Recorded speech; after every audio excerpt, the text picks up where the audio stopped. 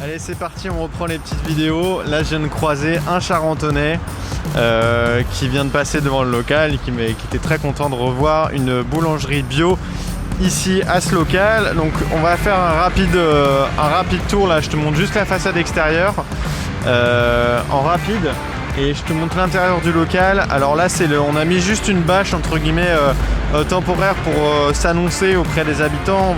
Il y a tout un projet façade qui va arriver ici. Et nous on passe à l'intérieur et je vais te montrer qu'est-ce qu'il y a derrière la porte.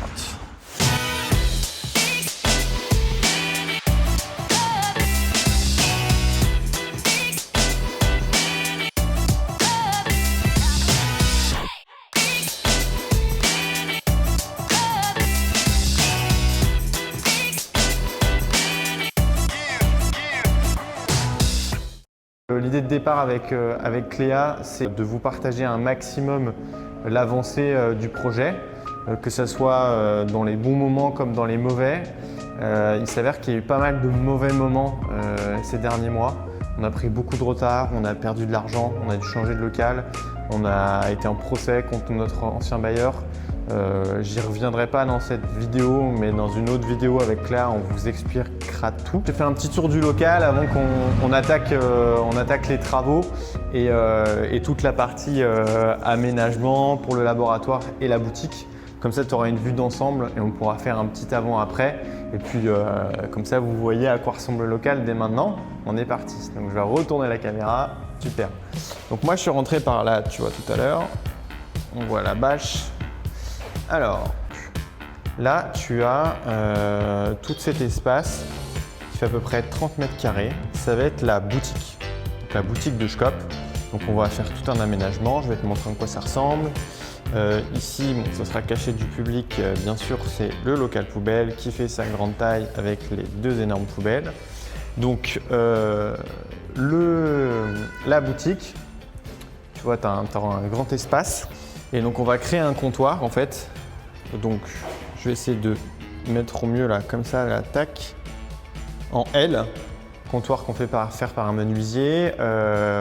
Derrière, il y aura probablement des étagères ou des échelles de pain. Pour encaisser et l'espace de vente, la caisse sera ici. On met des cloisons tout en haut. Tac, boum boum. Ici, c'était un ancien espace de stockage, donc on cloisonne tout, le bac à graisse qui est au fond, tout ce qui est électricité, on cloisonne tout. Des portes coupe-feu, on va jusqu'en haut et ça sera un bureau. L'ancien local qui était ici, enfin qu'on a repris, tu vas voir là-haut notamment, c'est dans un bon état. C'était un laboratoire de production pour l'agroalimentaire, donc il y avait une société qui s'appelait Monsters, qui commercialisait en fait de la nourriture japonaise qui est distribuée notamment chez Monoprix, donc sous la marque Shaki Shaki. Ils sont venus ici il y a à peu près 1 an et demi, donc les travaux sont assez récents, c'était plutôt du bon matériel qui était mis en place et installé. Et en fait, ils étaient en hyper croissance, donc ils ont dû déménager et aller dans un autre local, je crois qu'ils sont à Saint-Denis ou à Aubervilliers. Et nous, on a eu donc cette opportunité via notre réseau de s'installer ici avec une agence qui s'appelle MyLab Imo. En fait, c'était un local entre guillemets un peu off-market. Il a été très peu visible sur le marché. Nous, on a sauté sur l'occasion. On y reviendra aussi pourquoi on a fait ce choix, comment on a dû se faire refinancer, etc. Parce qu'il y a eu pas mal de galères. Mais du coup, c'était une bonne opportunité parce qu'avec le retard qu'on a eu sur le précédent projet, précédent local, ça nous évitait entre guillemets la partie travaux et de perdre trop de temps du coup et de décaler encore plus le projet et peut-être qu'il ne voit jamais le jour. Donc là, c'est pas le cas, on est en plein dedans, donc ça avance, on est content, mais du coup on s'est entre guillemets enlevé une épine du pied et on n'a pas tous ces travaux à gérer. Donc là, je te parlais de la boutique. Ici, c'est une chambre froide qui fait une vingtaine de mètres carrés, qui est assez grande. Tac. Ça va être une chambre, un espace qu'on va garder pour du stockage, du stockage sec, donc du coup tout ce qui va être graines, etc. Là, tu as un couloir, là, tu as tout ce qui va être évacuation, etc. Ça a été plutôt bien fait. Là, tu as des chambres froides. Donc ici, celle-ci, c'est une chambre froide positive, donc c'est-à-dire le froid entre 0 et 3 degrés, quoi. Et celle-ci, c'est une chambre froide du coup négative. Donc ici, c'est ce qu'on appelle en fait le sas, la zone de décartonnage. Donc en fait, en gros, quand tu arrives là, boum, par la porte, avec tes palettes, tu viens récupérer ta marchandise. Et en fait, du coup, tu as plein de process en termes d'hygiène à respecter. Et du coup, ici, tu auras une zone de décartonnage où en fait, on prend le carton, on retire les produits. C'est pour ce qu'on appelle un peu la décontamination. Un monte-charge, donc ça c'est le gros plus du local. Sur le précédent emplacement à Alouette, on devait en installer un. Ce qu'il faut savoir, c'est que ça peut coûter jusqu'à 30 000 balles, même plus. Hop, et il est assez grand. Et ce qui est cool sur ce monte-charge en fait, c'est que du coup tu as la possibilité donc, de mettre une grande échelle et en plus de ça, on peut on peut mettre une personne dedans.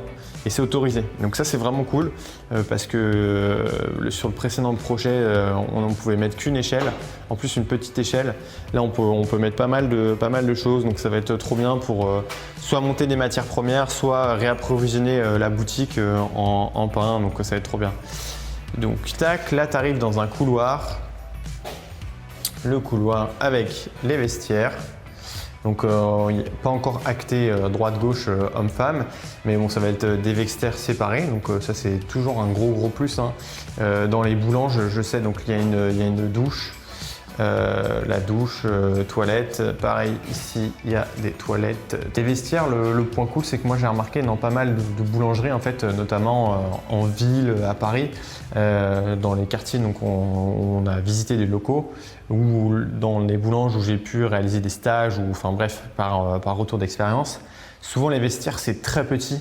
Et là c'est cool d'avoir vraiment cet espace où c'est quand même un espace important. On va pouvoir se changer tranquillement et ça fait partie aussi du confort qu'on peut proposer aux employés qui nous rejoindront. Ça faisait partie du cahier des charges dans notre recherche de local, mais c'était un truc sur lequel on était prêt à faire entre guillemets des concessions. Là, trop cool de pouvoir avoir ce grand espace. Hop, allez, on finit la visite. Je vais t'allumer l'électricité. Boum, boum, boum. On passe à l'étage. Alors, tiens, c'est parti. Alors, ici, ça va être la zone de production, donc le vrai labo pur et dur. Donc la zone de production. Donc, on recommence par ici. Donc là, il y a un petit monte-charge qu'on a vu tout à l'heure. Les escaliers. Tac. Ici, c'était une ancienne légumerie qu'on va transformer donc, en bureau de production. C'est-à-dire que ça va être l'endroit un peu tampon pour se poser, pour le chef boulanger, pour pouvoir passer les commandes, gérer l'organigramme, tout ce qui va être, tout ce qui va être lié à la production va être ici. Donc très cool. Là, ici, tu as la plonge. Tac, donc là tu vois, là c'est la zone un peu tampon ici. Ici on rentre du coup dans la zone de cuisson. Donc là tu vois, tu avais un gros linéaire de cuisson avec des hottes qu'on va faire sauter. C'est dommage, hein, c'est du bon matos, hein, mais en fait là du coup on va mettre un premier four Rivent ici qu'on a commandé. D'ailleurs la livraison ça va être quelque chose, on filmera tout ça.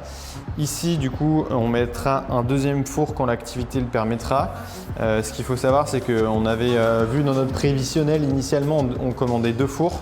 Mais avec ce qui s'est passé et pour soulager la trésorerie et l'activité, on a commandé qu'un seul four au démarrage et on espère pouvoir commander le deuxième assez rapidement. Mais du coup, on prévoit un emplacement. En fait, là, on va créer ce qu'on appelle une hotte de cantonnement, du coup, pour pouvoir récupérer l'éventuelle buée qui sort quand tu ouvres la porte du four. Donc là, il y aura un petit espace cuisson, petite zone cuisson, donc avec des plaques à induction. Donc ça sera peut-être plus lié à la pâtisserie ou un peu de petite viennoiserie, voilà, quand il y a des petits trucs à cuire. Donc le local il est assez lumineux, donc c'est vraiment agréable pour travailler. Tu as une petite table du chef, tous les lave-mains, donc c'est trop bien. Là je pense qu'on va laisser cet espace du coup pour pouvoir mettre les échelles de pain. Quand le pain sort du four, il faut qu'il redescende en température. Donc on aura la place vraiment de tout stocker ici. Donc cet espace normalement est fermé. Tu vois là, je ferme ma clé ici. Et donc là, c'est la coursive qui appartient au local aussi. Tac. Qui est assez grand. Donc tu vois, qui donne aussi sur l'autre partie du local, on va aller juste là-bas. Donc on va créer un local technique au fond. C'est pour du coup les moteurs des chambres de fermentation. Et ici, bon, je ne vais pas te montrer à l'intérieur, ça a peu d'intérêt. Derrière, ici, tu as un local technique avec tous les groupes moteurs pour les chambres de fermentation, le froid, etc. Voilà. Et bon, l'endroit, il n'est pas hyper sexy, hein, mais c'est ce qu'on a pu trouver pour démarrer. On va dire qu'on va être une dark bakery hein, au début. Il y a quand même une boutique au rez-de-chaussée qu'on va mettre. Mais en fait, en face, du coup, je te mettrai une carte, tu verras mieux du vue d'oiseau. Tu as l'autoroute A4 qui passe. Là, tu as une départementale, donc il y a quand même beaucoup de trafic. Bon, là, on ne s'en rend pas compte, c'est vert, il y a des gros arbres et tout, donc ça va, mais ça reste assez bruyant. Donc c'est pas le charme du 19e arrondissement qu'on avait trouvé, mais c'est très bien, l'espace est très bien pour travailler, pour développer l'activité avec les professionnels. Et il y a plein d'opportunités ici, donc on va être bien pour travailler. Il y aura quand même une belle boutique pour les habitants du quartier. Donc là, on rentre, du coup, tu vois, je sors de cet espace-là, tac. On rentre dans la zone de production. Donc, je vais te montrer, juste avant de te montrer toute la zone de production, tu vois, là, il y a un linéaire ici. On va mettre en fait tout ce qui va être les chambres de fermentation. Donc il y en aura 3, tac, 1, 2, 3. Donc on fait sauter ces cloisons. Et en fait ici c'est une chambre juste derrière. Tu vois, regarde si je prends un peu de recul. Nous on était juste là. Et juste là derrière c'est une chambre froide qui est assez balèze. Hein. Je crois qu'elle fait 12 mètres carrés. Donc tu vois elle est assez grande. Et donc du coup en fait on va essayer de la conserver un maximum, c'est-à-dire que c'est du bon matériel. Donc on vient la décaler. On va en fait du coup décloisonner tout ce bordel ici et elle va arriver à peu près là je pense et ça nous fera quand même une chambre froide d'appoint. Je pense que du coup c'est un vrai luxe de l'avoir à l'étage, donc ça sera soit du stockage sec, soit on aura du coup un stockage froid à l'étage. Même si on a un monte-charge et les chambres froides en bas, c'est toujours bien d'avoir un truc un peu tampon d'appoint ici. L'espace de production, donc là tu vois tu pourras imaginer les chambres de fermentation. Si je te fais le tour, tu vois c'est quand même assez grand, donc il y aura la place de bosser, mais bon, mine de rien, je pense qu'avec tout le matos qu'on va mettre, les échelles, le pain et tout, bon, on se sentira pas du tout à l'étroit, hein, c'est très très grand. Il y a 110 mètres carrés à l'étage et 100 mètres carrés au rez-de-chaussée, mais ça va aller vite. Donc là ici, on mettra donc deux pétrins. Donc nous, on est avec une marque italienne qui s'appelle Giotech. Donc on aura un pétrin de 160 et un pétrin de 60, je crois, si je ne dis pas de bêtises. Ça, cette table du chef, elle va être décalée du coup à peu près à cet endroit, juste en dessous de la deuxième fenêtre. Là, au niveau de la fenêtre, on mettra un batteur. Donc c'est un batteur, je crois que c'est Bear Vary Mixer. Donc on a un AR100, c'est un gros bébé hein, pour faire tout ce qui va être pain sans gluten. Donc les pains de riz. Le pétrage des pains de riz. On aura aussi, je pense, pour préparer le levain, parce qu'on aura des gros besoins en levain et sinon souvent utilisé aussi pour faire des mélanges, du coup quand on travaille le pain. Et du coup, tu vois la table tout au fond là, qui était là-bas, la plonge par contre, la plonge qui était là-bas, donc qui était une légumerie avant, on la récupère et on la met ici, à côté des pétrins. Et donc là, quand on a récupéré le local, on a récupéré un peu de matériel. Donc on a pas mal de tables. Je ne sais pas si on va tout conserver, mais en tout cas, c'est bien de les avoir. En plus, c'est du bon matériel, hein. C'est des trucs Sofinor, c'est bien. Et donc là, on fera la préparation, tout ce qui va être division, façonnage, mise en moule, etc. Ça va être ici. Donc c'est un espace qui pourra être évolutif au fur et à mesure. On termine cette petite vidéo rapide plus ou moins, je ne pouvais pas faire vraiment beaucoup plus rapide. Donc présentation du labo. Ce qui est cool, c'est que du coup tu auras vu dans l'ensemble, dans l'état du labo, dans son jus entre guillemets, dans son état. Il va y avoir quelques évolutions quand même. On va attaquer les travaux, je pense d'ici quelques jours, parce qu'on a une livraison de matériel fin du mois de juin. Où on fait livrer tout le matériel par l'extérieur en fait, parce que le four, etc. C'est des choses qui ne passent pas ni dans le monte-charge ni par les escaliers, donc on est obligé de les faire intervenir, d'avoir des opérations de grutage pour faire amener tout le matériel. Enfin bref, de toute façon je t'enregistrerai tout ça le moment venu. Très content de pouvoir partager cette vidéo parce que mine de rien, cette opération sur ce local, on a commencé à le visiter en fin décembre, je crois, fin décembre ou janvier, fin décembre 2020 ou début janvier 2021. Donc ça fait un petit moment qu'on connaît les locaux. J'avais déjà fait des vidéos mais qu'on n'avait pas trop partagées. Pourquoi? Parce qu'il y avait deux choses. En fait, on avait réussi entre guillemets notre proposition de notre négociation pour du coup se positionner sur ce bail. Mais après, il y avait tout le système de jeu d'avocat sur la cession du bail. Enfin, je te passe le truc. Du coup, ça a pris beaucoup de temps. Donc on a signé ici, je crois, mi-mars ou début avril. Donc en fait, on n'a pas voulu communiquer, entre guillemets, c'était pas que c'était sous embargo, mais on a voulu être prudent et pas communiquer sur ce local tant que c'était pas fait. Et en plus de ça, on était en procédure judiciaire, enfin en procès, en référé contre notre ancien bailleur, du coup rue des Alouettes. Donc on y reviendra dans une vidéo. Encore une fois, là, ça va être vraiment une manière d'exposer les faits et pas d'être dans le jugement, mais juste de vous exposer ce qui s'est passé parce qu'on essaie d'être le plus transparent possible sur l'avancée du projet. Donc voilà, en tout cas, trop content et trop excité de vous montrer le local, où on en est, ça avance. Là, on rentre vraiment dans l'opérationnel, dans le jus, avec tous les sujets. On se fait vraiment démonter avec Cléa. Mais bon, de toute façon, on a signé pour ça. On est content d'avancer. Là, on fait tout pour essayer d'ouvrir du coup cet été. L'objectif, je ne peux pas vous communiquer de date. L'objectif, c'est de pouvoir commencer à produire au moins début juillet, mi-juillet grand max. On va tout faire pour pouvoir ouvrir la boutique en même temps si on peut. Et sinon, la date vraiment officielle, là où on commence nos embauches, le recrutement, l'ouverture, la com et tout, ça va être en septembre. Mais l'idée de cet été, c'est de commencer à se roder, de commencer déjà à vendre nos premiers pains, d'être à la rencontre des habitants du quartier, etc.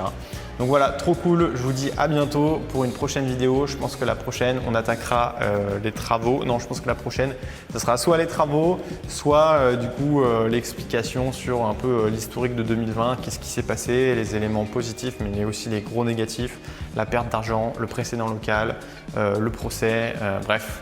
On en reparlera à la prochaine vidéo. Si tu as des questions, des interrogations, des commentaires, n'hésite pas du coup à m'écrire sur les commentaires. Sinon, m'envoyer un message sur mon adresse email. Je te dis à très bientôt.